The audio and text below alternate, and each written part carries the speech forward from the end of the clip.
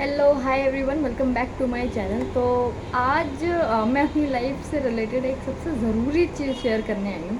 ये भी मेरी लाइफ का ही हिस्सा है एंड ऑनेस्टली मैं अपनी वीडियोस में ही अपने life experiences, life lesson share कर रही हूँ। तो ये उसमें से ही एक है। मैंने पहले इस तरीके की वीडियोस बनाई नहीं है। मैंने वीडियोस बनाई है अपने पर्सनल लाइफ एक्सपीरियंसेस से लेकर। तो आई गेस ये भी शेयर करना शायद बनता है मेरी तरफ से। At this point of time today I am going to share about my CA foundation journey की, क्या मैंने उससे सीखा and what mistakes I have done. पहली चीज़ तो I would like to start कि मैं CA फाउंडेशन से स्विच होकर CA डायरेक्ट एंट्री में एनरोल कर चुकी हूँ। रीज़न बिहाइंड इट कि जब मैंने CA फाउंडेशन के लिए रजिस्ट्रेशन किया था वो टाइम पे मुझे ये नहीं पता था कि CA डायरेक्ट एंट्री भी कुछ होता है। मुझे सिर्फ क्योंकि मेरे घर में कोई भी CA नहीं है ऑनेस्टली, और मेरे आसपास भी दूर दूर तक लोग CA नहीं, तो मुझे उतना गाइडेंस नहीं मिला वो टाइम पे। कि मैंने जो भी देखा, मुझे जो भी पता लगा CA के बारे में, मैंने यूट्यूब से देखा। वही यूट्यूब पे जो चैनल्स होते हैं उनसे ही मुझे पता लगा, और मैंने सर्च भी सिर्फ CA फाउंडेशन का किया था, तो मुझे उसी की सारी डिटेल्स मिली। डायरेक्ट एंट्री का मुझे उस टाइम पर आइडिया नहीं था। अदरवाइज़ मैंने ग्रेजुएशन के बाद डायरेक्ट एंट्री का ही रखा होता। मैंने CA फाउंडेशन में अटेम्प्ट दिए ही नहीं होते। 3 अटेम्प्ट दिए मैंने, अगर मैं गलत नहीं हूँ तो, एंड तीनों भी क्लियर नहीं हुए। पहला अटेम्प्ट मेरा दिसंबर 21 में था, वो पहला अटेम्प्ट था। इसमें से मैं एक चीज़ कहूँगी कि आप कभी भी कोई भी अटेम्प्ट दे रहे हो, फिर चाहे वो CA फाउंडेशन हो या इंटरमीडिएट हो, ये सोच कर मत देना कि मैं पहली बार दे रही हूँ तो चलो बस ऐसे ही दे देती हूँ। आपको भले ही आइडिया नहीं हो, लेकिन आप पढ़ रहे हो, आपको सिलेबस का आइडिया हो चुका है कि कैसा है सिलेबस। पैटर्न भी आप पता लगा ही लेते हो वीडियोस के थ्रू, या जो भी फैकल्टी से आप पढ़ रहे हो, टीचर्स भी आपको बता ही देते हैं कि क्या पैटर्न है। तो दिमाग में ये चीज़ तो रखकर कभी भी मत देना कि दे देती हूँ, चलो होगा तो ठीक है, नहीं होगा तो भी ठीक है। वो चीज़ तो बिल्कुल ही मत करना। ये चीज़ हमेशा याद रखना कि मैं दे रही हूँ अपना 100%, है ना। मुझे जो भी करना है, जो भी सारी चीज़ें करनी है, RTPs, MTPs, PYQs, जो भी जितना भी कुछ मैं कर सकती हूँ अपनी तरफ से, अगर मैं अपना 80% भी दे रही हूँ तो I am giving like it मैं 100%। उस तरीके से देना, पहली चीज़ ये याद रखना इस चीज़ से।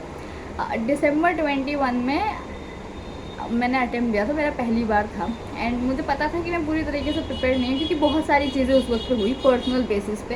कि मैं बीमार भी हुई, पर्सनली घर में भी कुछ ऐसी चीज़ें हुई जो अनएक्सपेक्टेड थी सारी चीज़ें। तो एक साथ बहुत सारी चीज़ें दिमाग में आई मेरे, और फिर 1-1.5 महीना बिल्कुल भी पढ़ाई नहीं हुई।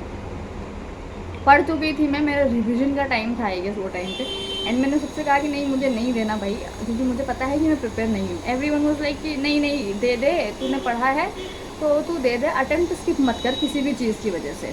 तो मैंने भी दे दिया। रिज़ल्ट आया तो आई वॉज शॉक, क्योंकि स्कूल टाइम से 12th क्लियर होने तक that was my first time कि वो मैंने वर्ड देखा था फेल। नहीं, बुरी हालत थी मेरी उस वक्त पे। आज मैं शायद जितना नॉर्मल ये चीज़ बता रही हूँ, वो टाइम पे मुझे आइडिया ही नहीं था कि मैं कभी ये चीज़ भी शेयर करने वाली हूँ। नहीं हुआ। दूसरा अटेम्प्ट में जून का था, वो भी नहीं हुआ। और वो नहीं हुआ क्योंकि मैं डर गई थी। मेरा 50% कॉन्फिडेंस चला जा चुका था। पहली चीज़ तो गाइडेंस नहीं थी मेरे पास अच्छी, मुझे आइडिया नहीं था कि गलती कहाँ हुई। और जून अटेम्प्ट में जब मैंने दिया और घर आके मॉड्यूल चेक किया, क्वेश्चन पेपर से मैच किया, तो जो क्वेश्चन बुक में था वही सेम क्वेश्चन वहाँ पे था एग्ज़ाम में, और मुझे पता था कि वो क्वेश्चन मैंने किया हुआ है। देन ऑल्सो मैं वो नहीं दे पाई। क्यों? क्योंकि मेरे अंदर एक वो डर बैठ गया था कि नहीं हुआ तो मैं क्या करूँगी। दूसरे ही अटेम्प्ट में मेरे साथ ये चीज़ थी, तो आई वॉज लाइक भाई नहीं हुआ। तीसरा अटेम्प्ट जब मैंने दिया तो उसके बाद आई वॉज लाइक मैं नहीं दे सकती। ऐसा नहीं है मैं CA की वो छोड़ रही हूँ, लेकिन मैं अटेम्प्ट नहीं दे सकती हूँ। मुझे फिगर आउट करना है कि क्या चीज़ की कमी हो रही है, क्यों नहीं हो रहा है। फिर उसके बाद मैंने नहीं दिया अटेम्प्ट। मेरा कॉलेज का 3 साल का था, मैंने कोई भी अटेम्प्ट नहीं दिया। कॉलेज के बाद फिर मुझे पता लगा कि डायरेक्ट एंट्री का भी है, तो फिर मैं सीए फाउंडेशन को छोड़कर डायरेक्ट एंट्री में स्विच होने का सोच रही थी। सीए फाउंडेशन मैंने छोड़ा इसलिए क्योंकि मुझे डायरेक्ट एंट्री का नहीं पता था उस वक्त पे। मैं अटेम्प्ट इसलिए दे रही थी क्योंकि इंटरमीडिएट हम तभी एनरोल कर सकते हैं जब हमारा फाउंडेशन क्लियर होगा, और मुझे ऑनेस्टली आइडिया था नहीं ये सारी चीज़ों के बारे में। तो आई वॉज लाइक कि चलो दे रहती हूँ, क्लियर हो ही जाएगा कभी ना कभी। एक पॉइंट ऑफ टाइम के बाद मैंने कहा नहीं भाई, मैं नहीं दे सकती, मुझसे नहीं होगा। अटेम्प्ट पे अटेम्प्ट मेरा कॉन्फिडेंस ज़ीरो हो चुका था। इंटरमीडिएट के लिए जब मैंने एनरोल किया तो बहुत सोच समझ के किया कि मैं अटेम्प्ट तब दूंगी इंटरमीडिएट का जब मुझे फुल कॉन्फिडेंस होगा कि हाँ भाई मैं दे सकती हूँ। क्योंकि अभी वो टाइम नहीं था कि मैं बस अटेम्प्ट पे अटेम्प्ट देती जाऊँ, या क्योंकि एक पॉइंट ऑफ टाइम के बाद घर पे भी ये चीज़ होने लगे कि भाई तुझसे नहीं होगा तो छोड़ दे। वो होने लगे दूसरे के तीसरे अटेम्प्ट में मुझे ये चीज़ सुनने को मिलने लग गई कि तुझसे नहीं होगा, जस्ट लीव इट। तो फिर मैंने सर्च किया कि ऐसा कुछ है क्या ऑप्शन, क्योंकि मुझे ज़्यादा कुछ पता नहीं था सीए के बारे में। फिर मैंने पता किया तो डायरेक्ट एंट्री था। सीए फाउंडेशन को छोड़ के then I switch to CA intermediate direct entry. Graduation के बाद ही हम एनरोल कर सकते थे। सीए फाउंडेशन में एक चीज़ समझ आई कि लाइफ में कभी फेल होना भी ज़रूरी होता है। उसका रीज़न ये है कि आपको पता लगेगा कि आपको रुकना कहाँ है, आपसे गलतियाँ कहाँ हो रही हैं, आपको कहाँ क्लैरिटी चाहिए अपने करियर में भी और अपनी लाइफ में भी। तो ये जर्नी पूरी तरीके से अभी मैंने शेयर नहीं करी है। ये चीज़ बताने का मेरा रीज़न था कि